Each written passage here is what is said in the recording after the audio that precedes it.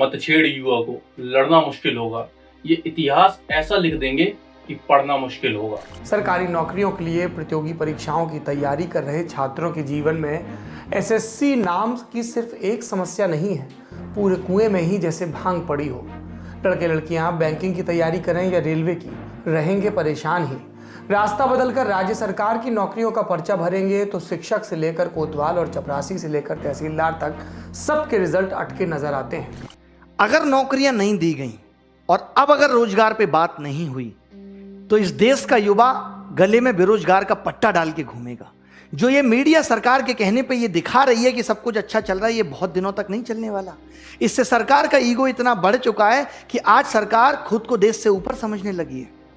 आप कितने भी आंदोलन कर लो, कितने भी प्रोटेस्ट कर लो, आपकी बात पे कोई ध्यान देने वाला नहीं है। भाई एक हरामीपन की भी पराकाष्ठा होती है, समझ में आ गया कि नहीं है? सच्ची मोहब्बत की थी तुमसे ए एसएससी, पर तू तो धंधे वाली निकली। मंजिल मिल ही जाएगी, भटकते ही सही। गुमराह तो वो हैं जो घर से निकले ही नहीं।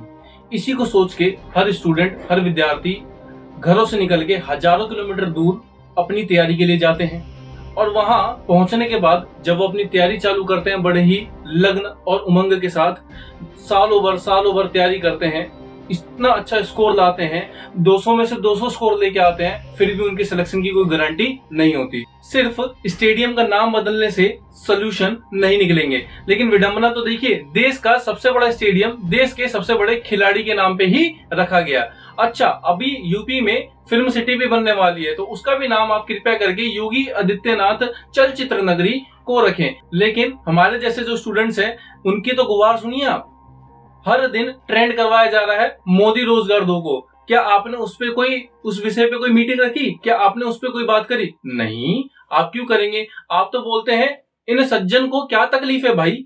लेकिन सर, अब इससे काम नहीं चलेगा। बहुत भर लिए फॉर्म बच्चों ने, बहुत कर लिया जितनी तैयारी करनी थी, सिलेक्शन नंबर लाने के बावजूद नहीं हो रहा। अब स्टूडेंट्स इस सिस्टम की गलतियों को बर्दाश्त नहीं करेंगे सर। हमको घंटा फर्क नहीं पड़ता है।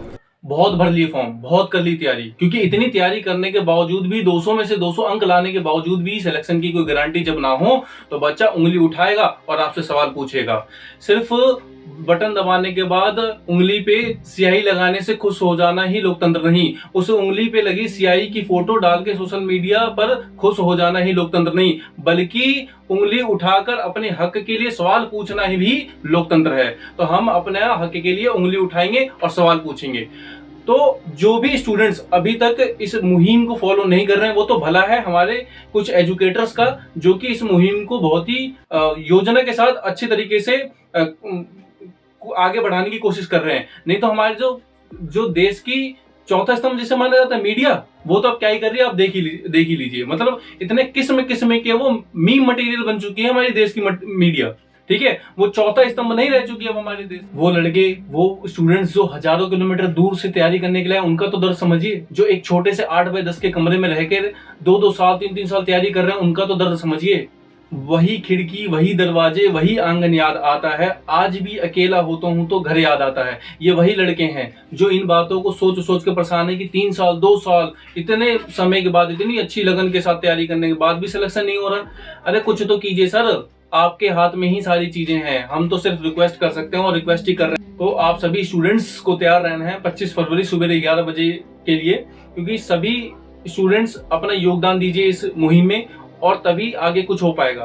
ठीक है, क्योंकि हम लोग मीडिया और सिस्टम के भरोसे नहीं बैठ सकते। अब हमें कुछ करना पड़ेगा जिससे इनकी नींद खुलेगी, तभी ये कुछ आगे कार्यक्रम करेंगे। तो बहुत बहुत धन्यवाद। अगर आप चैनल पे नए हैं तो चैनल को जरूर सब्सक्राइब कीजिए और अपने दोस्तों को ये वीडियो जरूर शेयर कीजिए। तो लाइक और शेयर ठोक दीजिए, महाकाल का लाइक और शेयर ठोक दीजिए, ताकि वो इस मुहिम के हिस्सा बहुत ही अच्छे से बने और ट्रेंड को आगे बढ़ावा दे। बहुत बहुत धन्यवाद।